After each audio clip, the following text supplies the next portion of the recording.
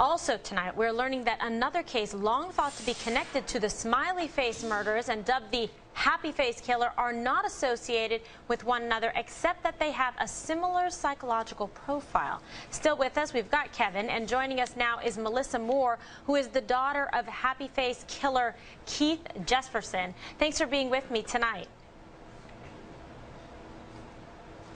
Okay, can we hear her audio?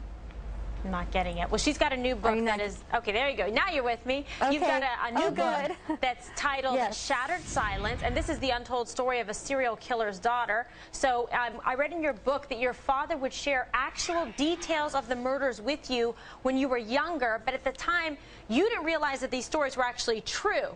You thought that they were just fanciful tales, stories that he was telling you. At what point did you say, wait a second, this is real? My father's a serial killer?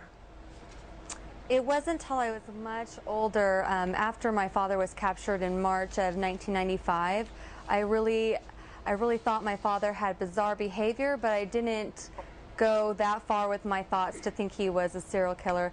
Mind you, I was 12 to the age of 15 when he was telling me these details.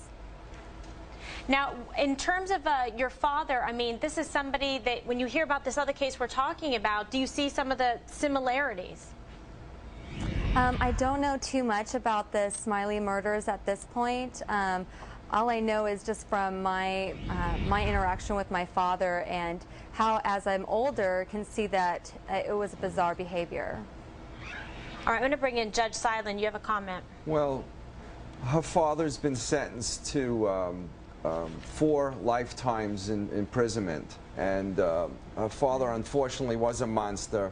I think the book, as I read it, it helps cleanse her soul, and I'm glad you wrote the book. I think it helps other victims around the country and around the world face their problems. It also helps other people identify. As she said, she was 12 to 15. Right. She wasn't aware of the psychological profile of a serial killer. Sure. But I also saw her on Oprah, and with Dr. Phil and Oprah, they discussed some of the profilings, and it really can help for other people, not necessarily a child, because this is an odd situation, but other people who may exhibit behavior like that or see behavior being exhibited. Well, it's a fascinating case, and the book is getting excellent reviews. Melissa, thank you for being on the program, and Kevin, good luck with your investigation. I'm so proud of you. You've never given up. It's going to bring a lot of hope, justice for the families that have been suffering for so long. All right, and the search for a missing 20